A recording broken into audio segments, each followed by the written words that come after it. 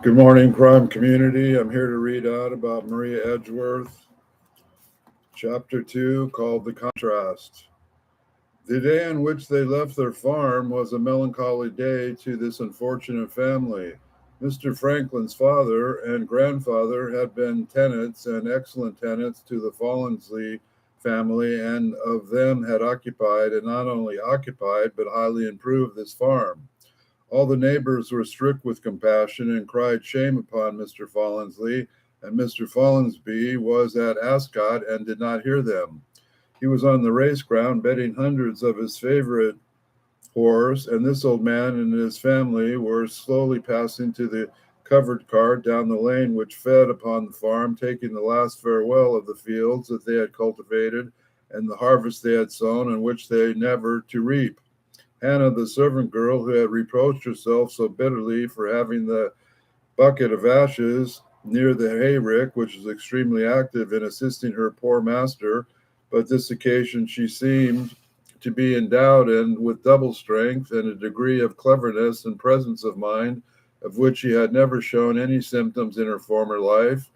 Gratitude awakened all her facilities. Before she came to this family, she had lived some years with a farmer who, as she now recollected, had a small farm with a snug cottage upon it, which was to be very year out of lease. Without saying a word of her intentions, she got up early one morning, wailed 15 miles to her old masters, and offered to pay out her wages, which she had laid upon the 6 or 7 years, the year's rent of this farm beforehand, if the farmers would let it to Mr. Franklin. The farmer would not take the girl's money, as he said he wanted no security from Mr. Franklin on his son George. They bore the best of characters, he observed, and no people in Monmouthshire could understand the management of land better. He willingly agreed to let him the farm, and he contained only a few acres, and the house was so small that it could scarcely lodge above 3 people. But here old Franklin and his elder son George settled. James went to Monmouth, where he became shopman for Mr. Cleghorn, a haberdasher, who took him to preference to 3 other young men who applied on the same day. Shall I tell you the reason why I fixed you, James and Mr. Cleghorn? It was not whim, I had my reasons. I suppose, said James, you thought I had been honestly and well brought up, as I believe in the former time, sir. You knew something of my mother. Yes, sir, and in former times I knew something of yourself. You may forget, but I do not, that when you were a child, no more than 9 years old, you came to this shop to pay a bill of your mother's, and bill was cast up a pound too little, and found out the mistake and paid me the money. I dare to say you are as good as an accountant as the honest a fellow still. I have just been terribly tricked by a lad whom I trusted foolishly, but this will make not make me suspicious towards you, because I know how he has been brought up, and this is the last security a man can have. Thus, even in childhood, the fountain of a good character may be laid, and this children inherited the good name of their parents, a rich inheritance of which they cannot be deprived, but the utmost malice of fortune.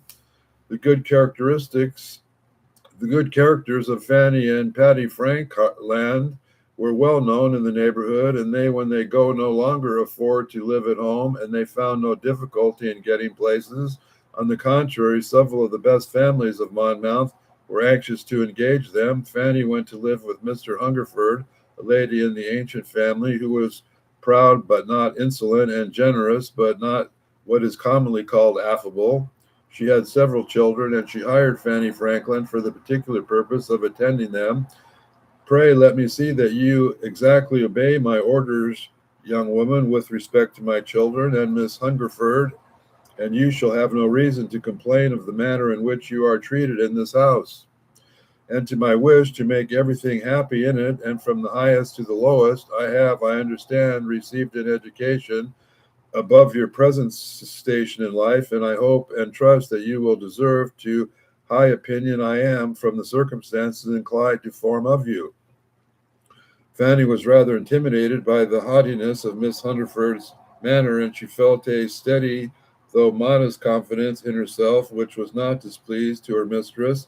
About this time, Patty also went, into service. Her mistress was a Mrs. Crumpy, a very old rich lady who had often sick and pervasive, who once confessed that she acquired an uncommonly good-humored person to wait upon her.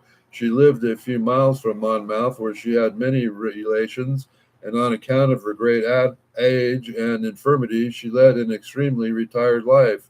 Frank was now the only person in the family who was not settled in the world. He determined to apply to Mr. Barlow, an attorney of an excellent character. He had been much pleased with the candor and generosity of Frank showed him in the quarrel with the Betsworths, and he had promised to befriend him even if he should be in his powers.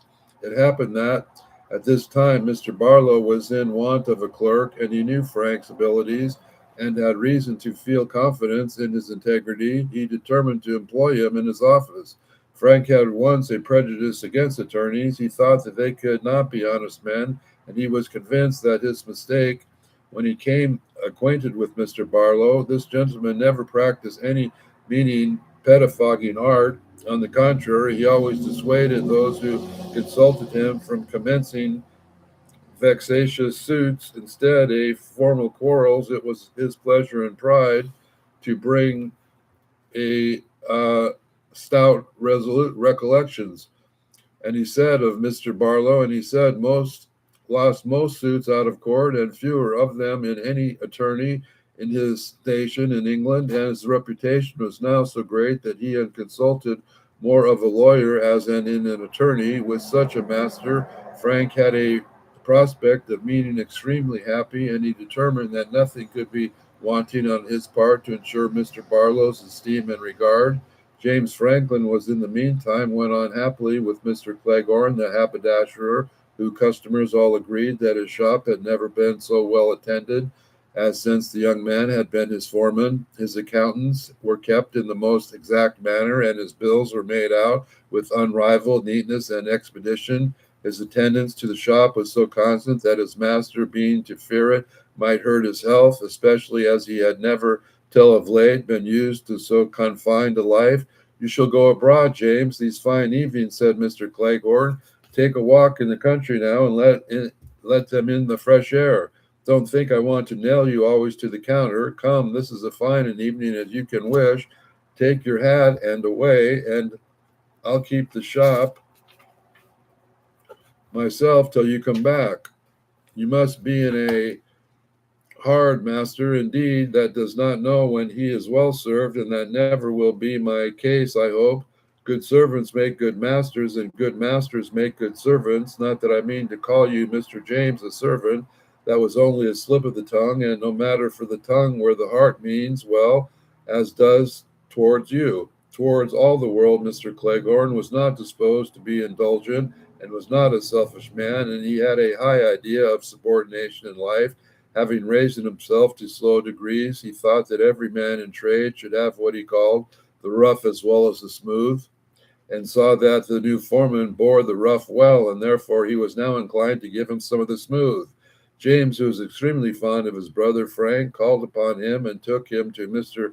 Hungerford's to ask Fanny to ask them in this walk that they had seldom seen there since they had quitted their father's house and lived in Monmouth, and they were disappointed when they were told by Mr. Hungerford's footman that Fanny was not at home and that she was gone to walk out with the children. The man did not know which road they went, as they had no hope of meeting her, and they took their way through one of the shady issues near Monmouth. It was late before they thought of returning, for after several weeks' confinement in close quarters, the fresh air, green fields, and sweet-smelling wildflowers in the hedges were delightful novelties. Though see these things every day, said James, scarcely noticing them. I remember I did not when I lived out at our farm. So things, as my father used to say, are made equal to people in the world who are hard to work in a close room all day long, have more relish for an evening walk 100 to 1 than those who saunter about from morning till night. The philosophic reflections of James were interrupted by the merry voices of a troop of children who were getting over a stile into the lane where they had Frank were walking. The children had huge nosegays and honeysuckles, dog roses, and bluebells in their little hands, and they gave their flowers to a young woman who attended them, begging the world hold them while they got over the stile. James and Frank went to offer their servant to help the children, and when they saw that the young woman who held the flowers was their sister Fanny, "Our own Fanny," said Frank. "How lucky that is. It seems almost a year since I saw you. We all have been all the way to Mr. Hungerford's, and you look for you, and I have found to take half our walk without you, but the other half will make amends. I'll have 100 things to say to you, which is your way home. Take the longest way, I entreat you. Here is my arm. What a delightful fine evening it is. What's what's the matter? It's a very fine evening," said Fanny, hesitating a little, "and I hope tomorrow will be as fine. I asked my mistress to let me walk out with you tomorrow, but this evening I cannot stay with you because I have the children under my care, and I have promised her that I will never walk with any one when they are with me." "But your own brother," said Frank, a little angry at this refusal. "I promised I would not walk with anyone, and sure you are somebody as—" "Good night, goodbye," replied Fanny, endeavoring to turn off the displeasure with a laugh. "But what harm can I say to the children by walking with you?" cried Frank, catching hold of her gown. "I do not know, but I know that the orders of my mistress are, and you know, dear Frank, that while I live with her, I am bound to obey them." "Oh, Frank, you must obey them," said James. Frank loosened his hold on Fanny's gown immediately. "You are right, dear Fanny," said he. "You are right, and I was wrong. So good night, goodbye. Only remember I asked to leave to walk to us tomorrow evening, and for I had a letter from Father and Brother George, and I want to show it to you. Wait 5 minutes, and I can read it to you now, Fanny." Fanny, though she was anxious to hear her father's letter, would not wait, but hurried away from the children and under her care, saying that she must keep her promise to her mistress exactly. Frankly followed her, and but the letter had into her hands. "You are dear girl, good girl, and deserve all the fine things your father says of you in this letter. Take it, child, to your mistress. Does not forbid you receiving a letter from your father, I suppose. I shall wish her hanged if she not let you walk with us tomorrow," whispered he. The children frequently interrupted Fanny as she was reading her father's letter. "Pray, will the high dog rose for me, Fanny?" said one. "Pray hold up the large honeysuckle," said the other. "And do, Fanny," said the youngest boy. "Let us go home by the common, and I may see the glowworms." Mamma said I might, and while we were looking for the glowworms, you can sat in the stone or the bank and read the letter in peace. Fanny, who was always very ready to indulge the children in anything which her mistress had not forbidden, only to this proposal, and when they came to the common, little Gustavus, for that was the name of the eldest boy, found a charming scent for her, and he sat down and read the letter while the children ran to hunt for glowworms. Fanny read her father's letter over 3 times, and yet 3 people except those who have happiness to love a father as well as to have a father as dearing to be loved, and think it is all worth reading once more. My dear brother and girls, it is a strange thing to be without you and with me or from me, and I am sure you are doing well. That is a great comfort. I, the best a father can have, especially at my age. I am heartily glad to hear that my Frank has his excellent own deserts and is so good a place that is excellent than Mr. Barlow, and he does not hate attorneys now. I am sure, indeed, it is my belief that he could not hate anybody on half an hour together as he to do his worst. Thank God none of the children have been brought up by revengeful or envious, and they are not fighting with one another. As I have heard, the poor Betworths are at the fortune. Better is a dinner of herbs, where love is than a stalled ox, and hatred wherewith I need to have troubled myself to write this text to any of you, but old man will be talkative. My rheumatism, however, prevents me from talking as talkative as I could wish, but have been rather severe, or so owing to the great cold I caught by the day that I was obliged to wait so long at Squire Fellingsby's at my wet clothes, but I hope soon to be stirring again and am able to take a share of the work about our little farm with your dear brother George.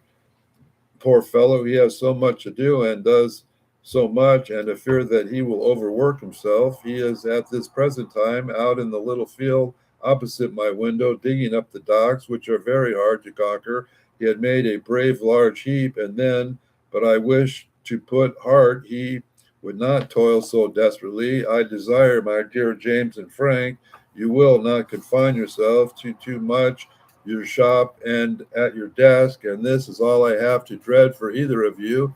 Give my love and blessings to my sweet girl. If Fanny is not as prudent as she is pretty, I should be in fear for her, hearing as if due that Mrs. Huntingford keeps so much fine company. A waiting maid in such a house is in a dangerous place, but my Fanny, I am sure, will ever keep in mind that my mother's precepts and example. I am told that Mrs. Crumpy, Patty's mistress, is owing, I suppose, to her great age and infirmities, difficult in her humor, and but Patty has so even and pleasant a temper that I defy anyone living who knows her not to love her. My hand is not quite tired of writing, for this being penned with my left, as my right arm is not yet free from rheumatism. I have not James with me to write. God bless and preserve you all, my dear children, with such comforts. I can have nothing to complain in of this world. This I know. I will not exchange any one of you for all my neighbor Betworth's fine fortune.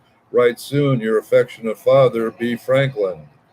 Look at the glowworms, cried the children, gathering round Fanny just as she had finished reading the letter. These were prodigious numbers of them on the common, and they shore over the whole ground in clusters and singly like little stars. While the children were looking with admiration and delight at this spectacle, their attention was suddenly diverted from the glowworms by the sound of the French horn. They looked round and pierced it came from the balcony of the house, which had but a few yards distant from the spot they were standing. Oh, let us go nearer to the balcony, said the children, as we may hear the music better. A violin and a clarinet at this moment began to play. Let us go nearer, repeated the children, Fanny drawing with all their little force towards the balcony. My dear, it is growing late, said she, and we must make haste home. This is a crowd of company, you see, in the door and the windows of that house, and we go nearer to this. Some of them will be certainly speak to you, and they will know your mamma will not like. The children paused, and they looked at one another as if inclined to admit that this at a moment of kettle drum was heard, and that little Gustavus could not resist his curiosity to hear and see more of this instrument. He broke loose from Fanny's hands and escaped to the house, exclaiming, I must and will hear it and see it too. Fanny was obliged to pursue him into the midst of the crowd and made his way up into the young gentleman, his regimentals, and took him up in his arms, saying, By Jove, a fine little fellow, a soldier every inch of him. By G, he shall see the drum and beat it too, and let us see who dares say to the contrary. In the gallant instant spoke, he carried Gustavus up the flight of stairs that led to the balcony. Fanny, in great anxiety, called after him to beg that he would not detain the child who had trusted to her care. Her mistress, she said, would be extremely displeased with her if she obeyed her orders. She was here instructed to her remonstrance by the shrill voice of the female who stood in the same stair with the ensign, and whom, notwithstanding the great alteration of her dress, Fanny recognized it to be Sally Bettworth. Jilting Jessie stood beside her. Fanny Franklin, I protest, what a pother she keeps about nothing, cried saucy Sally. Know your betters and keep your distance, young woman. Who cares whether your mistress is displeased or not? She can't turn us away, can she, pray? She can't tell Ensign Bloomington to account, can she, hey? An insolent laugh closed this speech, a laugh in which several of the crowds joined, and some gentlemen were interested by Fanny's beautiful and modest countenance, and she looked up to the balcony and with tears in her eyes intended to be heard. Oh, for the shame, Bloomington, give her back the boy. It is not fair that she should lose her place, cried they. Bloomington would have yielded, but saucy Sally stood before him, crying in a threatening tone, I'll never speak to you again, I promise you, Bloomington. If you give up, A fine thing indeed for a man and a soldier to give up a woman with a servant girl and an impertinent servant girl who cares for her in her place either. I do, exclaimed little Gustavus, springing from the ensign's arms. I care for her. She is not an impertinent girl, and I give up seeing the kettle drum and go home with her directly, with all my heart. In vain, Sally attempted to withhold him. The boy ran down the stairs to Fanny and marched off with her to all the conscious pride of a hero whose generosity was fairly vanquished his passions. Little Gustavus was indeed a truly generous child. The first thing he did when he got home was to tell his mother all that had passed this evening. Mrs. Hungerford was delighted with her son and said to him, I cannot and am sure reward you better, my dear, than by rewarding this very good young woman. The fidelity with which she was fulfilled my orders and all that regards my children places her, in my opinion, above the rank of which she was born. Henceforward she shall hold in my house a station to which her habits of truth, gentleness, and good sense entitle her. From this time forward, Fanny, by Miss Honeyford's desire, was always present with the children, took their lessons from their several masters. Mrs. Hungerford advised her to apply herself to learn all these things which were necessary for a governess to these ladies. When you speak, your language in general is good and correct, and no pain shall be wanting of my part, and this haughty but benevolent lady, to form young manners and to develop your talents. This I partly owe you to your care of my children, and I am happy to reward my son Gustavus in a manner which I'm certain will be most agreeable to him. And mamma, said the little boy, may she walk out sometimes with her brother? For I do believe she loves him as well as I love my sisters. Mrs. Huntingford permitted Fanny to walk out for an hour every morning during the time that her children were with their dancing master, and at this hour sometimes her brother James and sometimes her brother Frank could be spared, and they had many pleasant walks together. What a happiness it is to them to have thus been bound up from their earliest years in friendship with one another. Their friendship was now the sweetest pleasure in their lives. Poor Patty, she regretted that she could not join in these pleasant meetings, but alas, she was so useful, so agreeable, and so necessary to her infirm mistress that she could not be spared from home. Where's Patty? Why does Patty do this? Where's Mrs. Crumpy's constant questions whenever she is absent? Patty had all the business of the house upon her hands because nobody could do anything as well as Patty. Mrs. Crumby found that no one could dress her but Patty. Nobody could make her bed so that she could sleep in it but Patty. No one could make jelly or broth or wee the way she could taste but Patty. No one could roast or boil or bake but Patty. And of course, all things must be done but no one else. The ironing of Mrs. Crumpy's caps, which had exquisitely nice plaited borders, at last fell to Patty's share, because once, when the laundry maid was sick and plaited one so charmingly that her lady could never afterward wear but any but her plaiting, and now Miss Crumps changed her cap, or rather had her cap changed 3 times a day, and never wore the same cap twice.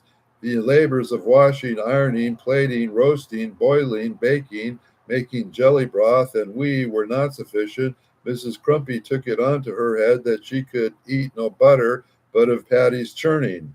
And what was worst of all, not a night passed without Patty being called up to see what could be the matter with that dog that was barking and that cat that was mewing. And when she was just sinking to sleep again at daybreak, her lady, in whose room was slept, would call out, Patty, Patty, where's a dutiful noise in the chicken yard? Oh, madame, it's only a cocking crows. Well, do step out and hinder them from crowing at this terrible rate. But, madame, I cannot hinder them indeed. Oh, yes, you could if you were up. Get up and go whip 'em, child. Whip 'em all around, and I shall not sleep a wink more than this night. So little poor Patty slept. Her lady never considered that she was in reality an ill-natured woman, but sickness inclined her to be peevish, and she had long been used to be humored and waited upon relations and servants who expected she would leave them rich legacies.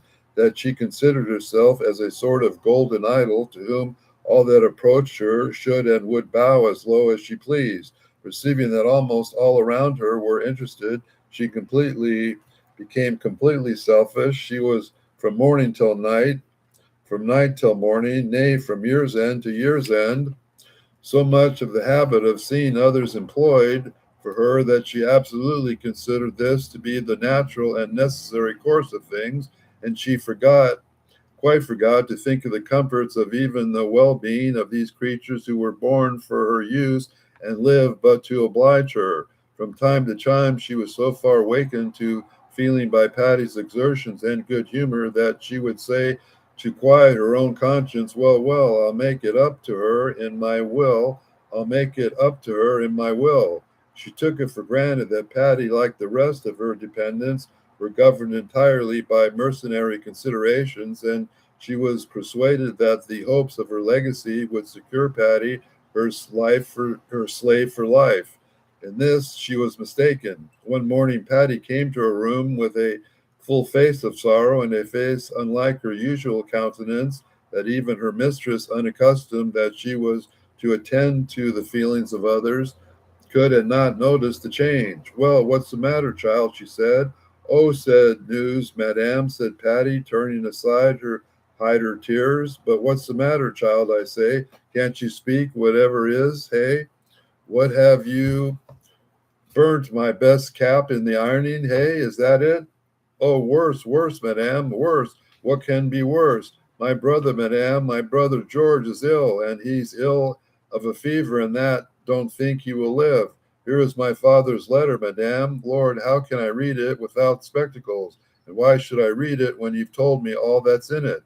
How the child cries, continued Miss Crumpy, raising her a little in her pillow and looking at Patty with a sort of astonished curiosity. Hey ho, but I can't stay in bed wait till dinner time. Give me my cap, child, and I'll dry your eyes, for crying won't do your brother any good. Patty dried her eyes. No crying will do him no good, she said. But where is my cap? I don't see it on the dressing table. No, madame, Martha will bring it in a minute or two. She is plaiting it. I will not have it plated by Martha. Go and do it yourself. But madame, said Patty, who is her mistress's surprise, stood still, notwithstanding she heard this order. I hope that you will be so good as to give me leave and go to my poor brother today. My brothers and sisters are with him, and he wants to see me, and they have sent me a horse for me. No matter what they have sent, you shan't go. I can't spare you. If you choose to serve me, serve me. If you choose to serve your brother and leave me.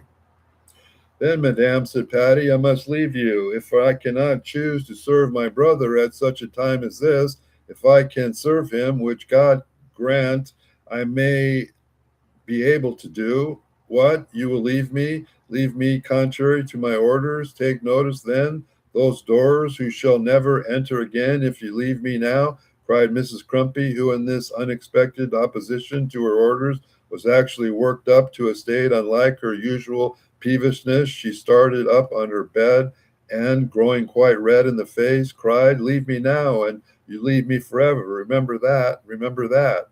Then, madame, I must leave you forever, said Patty, moving toward the door. I wish your health and happiness, and I'm sorry to break so short. Tell this girl's an idiot, cried Miss Crumpy.